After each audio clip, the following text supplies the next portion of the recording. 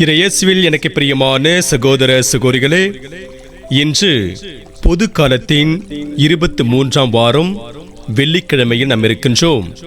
இந்த நாள் உங்களுக்கு இனிய நாளாக அமைய வாழ்த்துகிறேன், ஜெபிக்கின்றேன். இன்றைய இறைவார்த்தை சிந்தனைகளுக்கு நாம் கவனமுடன் செவி கொடுப்போம். முன்னர் நான் அவரை பழித்துரைத்தேன், ஆயினும் அவர் எனக்கு இரங்கினார்.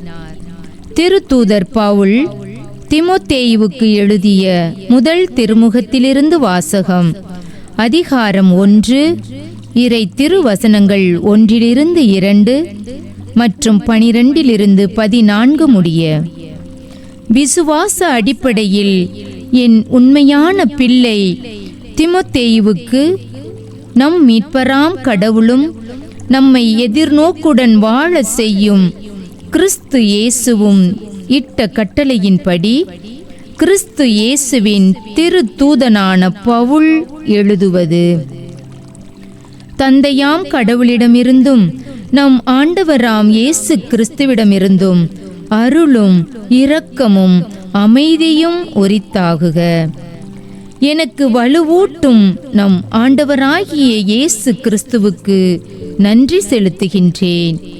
ஏனெனில் நான் நம்பிக்கைக்குரியவன் என்று கருதி அவர் என்னை தம் திருத்தொண்டில் அமர்த்தினார். முன்னர் நான் அவரை பழித்துரைத்தேன், துன்புறுத்தினேன், இழிவுபடுத்தினேன். ஆயினும் நம்பிக்கை கொண்டிராத நிலையில் நான் அவ்வாறு நடந்ததால் அவர் எனக்கு இரங்கினார். இயேசு கிறிஸ்துவோடு இணைந்த நிலையில் ஏற்படும் நம்பிக்கையோடும் அன்போடும் நம் ஆண்டவரின் அருள் அளவின்றி பெருகியது.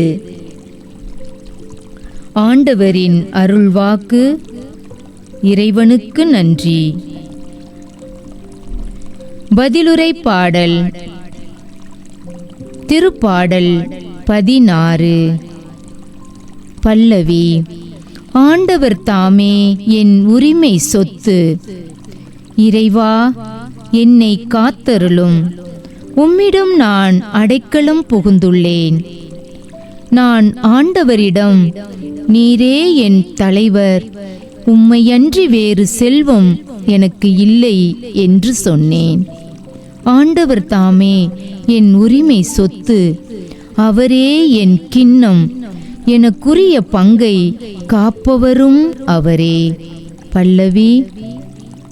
ஆண்டவர் தாமே என் உரிமை சொத்து. எனக்கு அறிவுரை வழங்கும் ஆண்டவரை போற்றுகின்றேன். இரவில் கூட என் மனசான்று என்னை எச்சரிக்கின்றது. ஆண்டவரை எப்போதும் என் கண்முன் வைத்துள்ளேன். அவர் என் வலப்பக்கம் உள்ளார். எனவே நான் அசைவுறேன். பல்லவி. ஆண்டவர் தாமே என் உரிமை சொத்து. வாழ்வின் வழியை நான் அறிய செய்வீர். உமது முன்னிலையில் எனக்கு நிறைவான மகிழ்ச்சி உண்டு. உமது வலப்பக்கத்தில் எப்போதும் பேரின்பம் உண்டு. பல்லவி. ஆண்டவர் தாமே என் உரிமை சொத்து. அல்லேலூயா, அல்லேலூயா. உமது வார்த்தையே உண்மை. உண்மையினால் அவர்கள் உமக்கு அர்ப்பணமாக்கியருளும். அல்லேலூயா.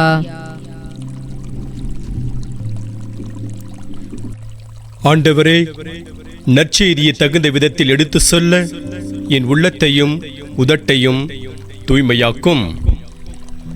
ஆண்டவர் உங்களோடு இருப்பாராக, உம் ஆன்மாவோடும் இருப்பாராக.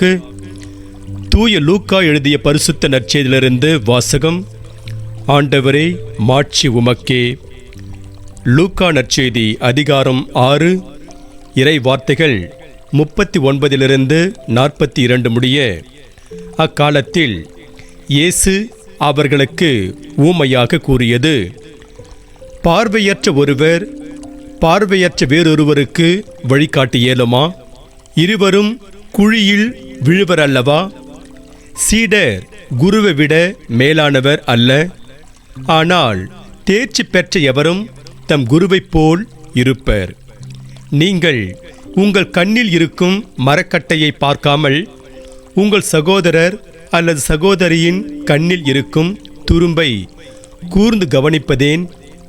உங்கள் கண்ணில் இருக்கும் மரக்கட்டையையே நீங்கள் பார்க்காமல் இருந்து கொண்டு உங்கள் சகோதரர் அல்லது சகோதரியிடம் உம் கண்ணில் இருக்கும் துரும்பை எடுக்கட்டுமா என்று எப்படி கேட்க முடியும்? வெளிவேடக்காரரே, முதலில் உங்கள் கண்ணில் இருக்கும் மரக்கட்டையை எடுத்து எறியுங்கள். அதன்பின் உங்கள் சகோதரர் அல்லது சகோதரியின் கண்ணில் இருக்கும் துரும்பை எடுக்க உங்களுக்கு தெளிவாய் கண் தெரியும். ஆண்டவரின் அருள்வாக்கு. கிறிஸ்துவே உமக்கு புகழ். நற்செய்தி வாக்கினால் என்னுடைய பாவங்கள் அகல்வதாக. ஆமென். உம்மையன்றி வேறு செல்வம் எனக்கு இல்லை. இதை இயேசுவில் எனக்கு பிரியமான சகோதர சகோதரிகளே, தன்னிடம் உள்ள பணம் தன்னை விட்டு போய்விடும் என்பதற்காக தன் உடன் பிறந்த சகோதரிகளுக்கு கூட திருமணம் நடத்தி வைக்காத சகோதரரை பற்றி உங்களுக்கு தெரியுமா? அவர் யார் என்று சொல்கிறேன், கேளுங்கள். அமெரிக்காவை சார்ந்தவர் ஜான் ஜி வெல்டன். இவருக்கு 6 சகோதரிகள் இருந்தனர். இவரது பெற்றோர் இறந்த பிறகு இவருக்கு பல மில்லியன் டாலர் சொத்து கிடைத்தது. இதை கொண்டு இவர் தன் 6 சகோதரிகளுக்கும் நல்ல முறையில் திருமணம் நடத்தியிருக்கலாம்.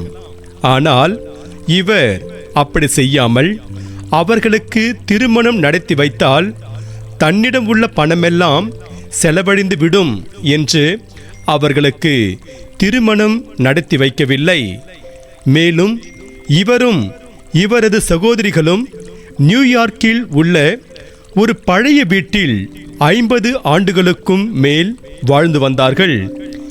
இவரது கடைசி சகோதரி 1931ஆம் ஆண்டு இறந்தார். அப்பொழுது அவருடைய சொத்து மதிப்பு 100 மில்லியன் டாலர்களுக்கு மேல் இருந்தது. இவ்வளவு பணத்தை கொண்டு அவர் நல்ல ஆடையை உடுத்தி வந்தாரா என்றால் இல்லை என்றுதான் சொல்ல வேண்டும். ஒரே உடையை 25 ஆண்டுகளாக உடுத்தி வந்திருந்தார். இதையெல்லாம் அறிந்த மக்கள், இப்படியெல்லாமா மனிதர்கள் இருப்பார்கள் என்று அதிர்ந்து போனார்கள். ஆம், இயேசுவில் எனக்கு பிரியமான சகோதர சகோதரிகளே, இவ்வுலகில் சிலர் ஜான் ஜி வெல்டனையும் அவரது சகோதரிகளையும் போல பணமிருந்தும் பிச்சைக்காரர்களாக பணம்தான் எல்லாம் என்று வாழ்ந்து கொண்டிருக்கிறார்கள். இத்தகைய சூழ்நிலையில் இன்று நாம் பாடக்கேட்ட பதிலுரை பாடலில் தாவீது மன்னர் உம்மையன்றி வேறு செல்வம் எனக்கு இல்லை என்கிறார். தாவீது கூறும் இந்த வார்த்தைகளை குறித்து நாம் சிந்தித்து பார்ப்போம். எகிப்திலிருந்து வாக்களிக்கப்பட்ட கானான் நாட்டிற்குள் நுழைந்த இஸ்ரவேலின் 12 குலங்களுக்கு லேவி குலத்தை தவிர்த்து நிலமானது பிரித்து கொடுக்கப்பட்டது. லேவி குலத்தாருக்கு நிலம் பிரித்து கொடுக்கப்படாததற்கு காரணம், அந்த குலத்தை சார்ந்தவர்கள் ஆண்டவருக்கு ஊழியம் செய்து வந்தார்கள் என்பதால்தான் என்று யோசுவா புத்தகத்தில் 13ஆம் அதிகாரம் 21வது வசனத்தில் பார்க்கிறோம். இப்படி ஆண்டவருக்கு ஊழியம் செய்து அவரே தங்களது உரிமை சொத்து என்று வாழ்ந்து வந்த லேவி குலத்தாரின் தேவைகளை ஏனைய 11 குலத்தை சார்ந்தவர்களும் பூர்த்தி செய்தார்கள். இத்தகைய பின்னணியில் பாடப்பட்டதுதான் இன்று நாம் பதிலுரை பாடலாக பாடக்கேட்ட திருப்பாடல் 16. இந்த திருப்பாடலில் தாவீது உம்மையன்றி வேறு செல்வம் எனக்கு இல்லை என்கிறார். ஆண்டவர் தாமே என் உரிமை சொத்து என்கிறார். தாவீது மன்னர் ஆண்டவரில் ஆழமான நம்பிக்கை கொண்டு அவரையே சிக்கென பிடித்திருக்க வேண்டும். அதனால்தான் அவரால் இத்தகைய வார்த்தைகளை உதிர்க்க முடிந்தது. நாம் ஆண்டவரையே உண்மையான செல்வம் என்று அறிந்து அவரை பற்றி கொண்டு வாழ்வோம்.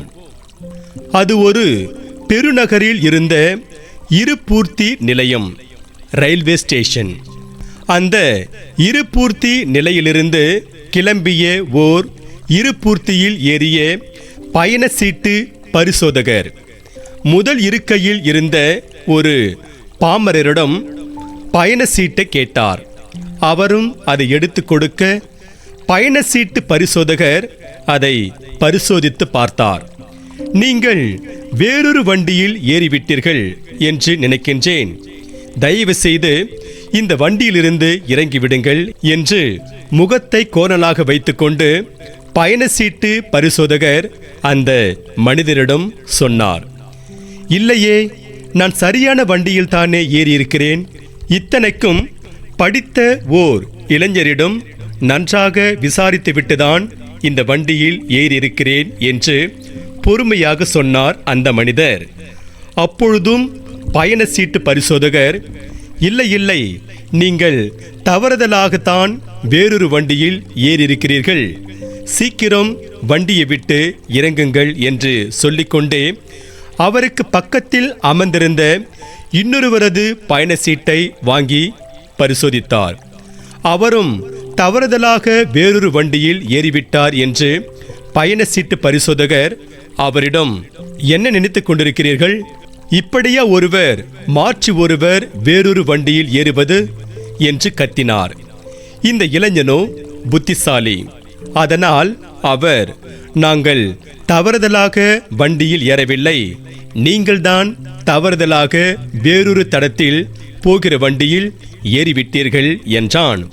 அப்பொழுதுதான் பயண சீட்டு பரிசோதகருக்கு தான் வேறொரு தடத்தில் போகிற இருபூர்த்தியில் ஏறிவிட்டது தெரிந்தது.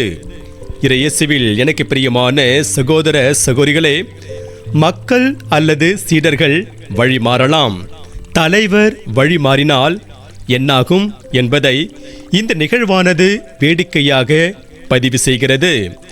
இன்றைய இறைவார்த்தை, பார்வையற்ற ஒருவர் வேறொரு பார்வையற்றவருக்கு வழிகாட்ட இயலாது, தேர்ச்சி பெற்ற ஒருவரால் மட்டுமே வழிநடத்த முடியும் என்ற செய்தியை எடுத்து சொல்கிறது. அதை பற்றி நாம் சிந்தித்து பார்ப்போம். வழிகாட்டி ஒருவர் இருக்கின்றார் எனில் வழிநடத்தப்படுபவர்கள் கட்டாயம் இருந்தாக வேண்டும். அப்படி இல்லை என்றால் வழிகாட்டிக்கு தேவை இருக்காது. மேலும் வழிகாட்டி வழிகாட்டப்படுபவர்களின் நம்பிக்கைக்கு உரியவராகவும் இருக்க வேண்டும். அப்படி இல்லாத பட்சத்தில் வழிகாட்டி வழிகாட்டியாக இருக்க மாட்டார். நற்செய்தியில் இயேசு, பார்வையற்ற ஒருவர் வேறொரு பார்வையற்றவருக்கு வழிகாட்ட இயலாது, தேர்ச்சி பெற்ற ஒருவராலேயே வழிகாட்ட முடியும் என்கிறார். இயேசுவின் இந்த வார்த்தைகளுக்கு அர்த்தம் தருவதாய் இருக்கிறது இன்றைய முதல் வாசகம். ஒரு காலத்தில் கிறிஸ்தவர்களை பிடித்து துன்புறுத்தி வந்தார் பவுல். அவர் கிறிஸ்தவர்களை துன்புறுத்தும் போது கிறிஸ்துவையே துன்புறுத்தினார். அப்படிப்பட்டவரை இயேசு நம்பிக்கைக்குரியவர் என்று கருதி திருப்பணியில் அமர்த்தினார். அவர் தீமோத்தேயுவுக்கு நல்ல வழிகாட்டியா இருந்து அவரை திருப்பணியில் அமர்த்தி அவருக்கு அறிவுரை கூறுகின்றார். அதைத்தான் இன்றைய முதல் வாசகத்தில் நாம் வாசிக்கின்றோம். அப்படியெனில் ஒருவர் நல்ல வழிகாட்டியாக இருக்க அவர் நம்பிக்கைக்குரியவராக, தேர்ச்சி பெற்றவராக இருக்க வேண்டும். இந்த உண்மையை நாம் உணர்ந்திருக்கின்றோமா? சிந்தித்து பார்ப்போம். இன்று நமக்கு கொடுக்கப்படுகின்ற இறை சிந்தனையாக நல்ல ஆயன் நானே என்று யோவான் நற்செய்தியில் 10ஆம் அதிகாரம் 10வது வசனத்தில் பார்க்கிறோம். என் ஆடுகளை பேணி வளர் என்று யோவான் நற்செய்தியில் 21ஆம் அதிகாரம் 17இல் பார்க்கிறோம். தலைவன் தன் தலையை தரவும் முன்வர வேண்டும். இன்று நமக்கு கொடுக்கப்படுகின்ற ஆன்றோர் வாக்காக, தன்னை ஆள்பவரால் மட்டுமே தரணியை ஆள முடியும் என்பார் வில்லியம் ஹஸ்ப்ளிட் என்ற அறிஞர். ஆகவே நாம் நல்ல வழிகாட்டிகளாக இருந்து மற்றவர்களை நல்வழிப்படுத்தி இறையருளை நிறைவாக பெறுவோம். இறைவன் உங்கள் அனைவரையும் நிறைவாக ஆசீர்வதிப்பாராக. ஆமென்.